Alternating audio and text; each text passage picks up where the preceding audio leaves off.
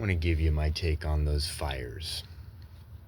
I'm here in San Jose starting a new job because I realized things were getting drier and drier. The scientists have been warning us for decades now.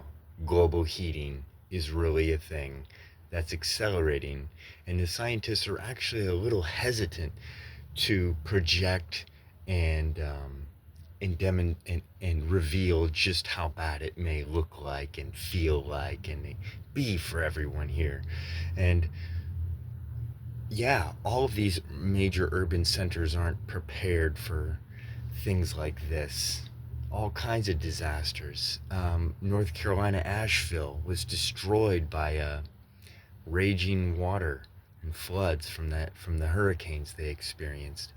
Uh, this is going to be noted. It will only get worse. I've only been telling you this, and this is opportunities like this are a chance for us to gain more in our numbers, in our fight against this system, the cause of all of these problems. We're going to stop treating the symptoms. We want to go to the root cause, pull it right out by the roots. The whole state machine must go. We'll build it back how we'd like to meet our needs as a society, but our needs are not the needs of our ruling class. So we've got to crush that class society that we've been mired in, from slavery to feudalism to now capitalism as it's dying. Let's give it one, let's help it work out that last death kick and put our boot down on its neck because it's moving, and put it out of its misery.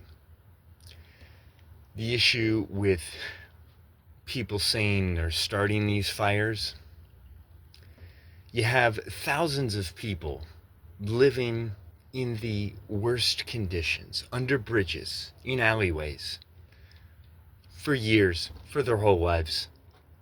They've lost their minds. I want you to think about how long you would last on a park bench or just existing outside without any help before you lose your mind.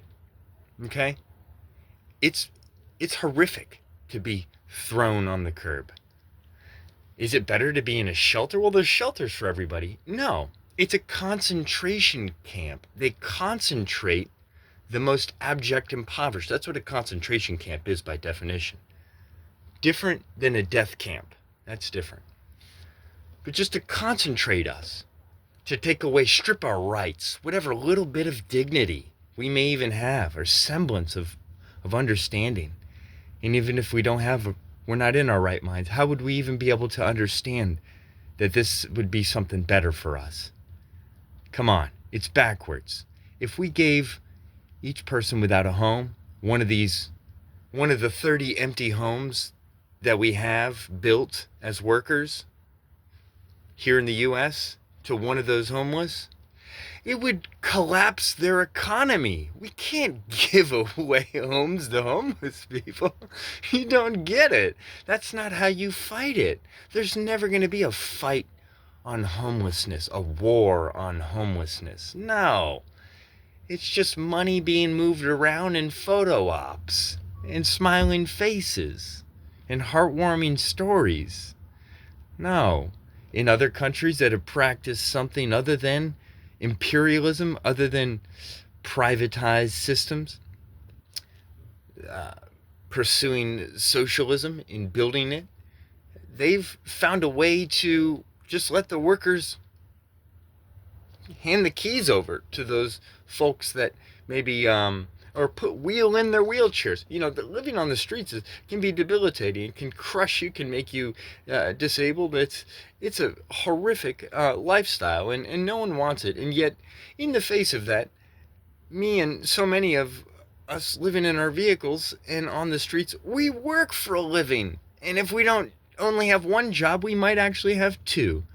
Crazy to think of that. I recently saw someone that had to delete their video because they were trying to react and gasping and just disgust that somebody that's unhoused would be delivering their food with Uber Eats. They lost their mind. They were disgusted. They couldn't eat their food. I mean, could you imagine that type of privilege, that mentality? Wow. This is the world we're living in. And again, given the motives of the society and where decision making takes places, the ruling class, the people who make decisions in our society, they don't have the same interests as us. So it's going to continue. The state is there just simply to mediate the conflict between the classes. We have to have a state. They just literally are preventing us from using our numbers to reorganize society in a better fashion, a more efficient way. Why do you think we don't have those types of decisions to make in society? How come there's no table, a round table on that we get brought to? We're just workers. It's a class society. Sociologists have said this for hundreds of years. And these fires will continue and get worse. I came up here because I noticed they were getting a little bit more rain and a little bit cooler climate. So, living in kind of semi-outdoors in your RV, it's a little bit better. I also have a better opportunity that I can hopefully start paying a lord and kissing his ring once a month. I'll actually have a little bit of money to pay for rent. I won't have to move around every day and live in this RV. It'd be great. Some more structure and more stability to my life. Wow. Be able to put some roots down. Won't have to move around and fake like I have an address. Yeah, and a lot of people don't have that, and I like to draw that comparison to Gaza because so many now are coming out with like ashes on their face and they're crying, and it's terrible, and they've lost everything, and it looks like Gaza because they lost everything, and they're not putting them in a concentration camps. Well, they are. They're concentrating them first into camps that they call safe zones. Those are concentration camps. The whole thing is a concentration camp because it's so tiny. But they're being moved around from one wing of the prison to the other. And it's disgusting and enraging. And their time is coming. There are people with spines, people that have grown up with dignity and compassion, and they're gonna fight against this. They've willed it to produce new technologies to prevent the escalations of the psychopathy of our owning class in the U.S. and their world gang, NATO. These fires, again, an opportunity to organize, to shape that agitation and that embitterment that these new individuals have, to lead them towards radicalization, towards political consciousness, developing it ever so slightly, and nourishing that growth, giving them a place and outlet to test these new ideas and their understanding, and giving them someone else to practice these things with in the praxis of being active as an activist. PSL, Party for Socialism and Liberation in LA, I recently saw, had firefighters out there, volunteers helping deliver essential needs and fighting the fires directly. And about the fires and who's fighting these, yeah, mostly people on a plantation. What do I mean by that? Well, our prisons are plantations. They allow for slavery, and that's where a lot of our money, a huge amount of our economic activity, tens of billions of dollars, if not more. Last thing I heard was about 32 billion a year. These people are working with craft and fighting fires on the front lines, and allowing the people that are paid as firefighters with their decent incomes and their homes to be able to sit on the second line and kind of avoid some of those more dangerous tasks.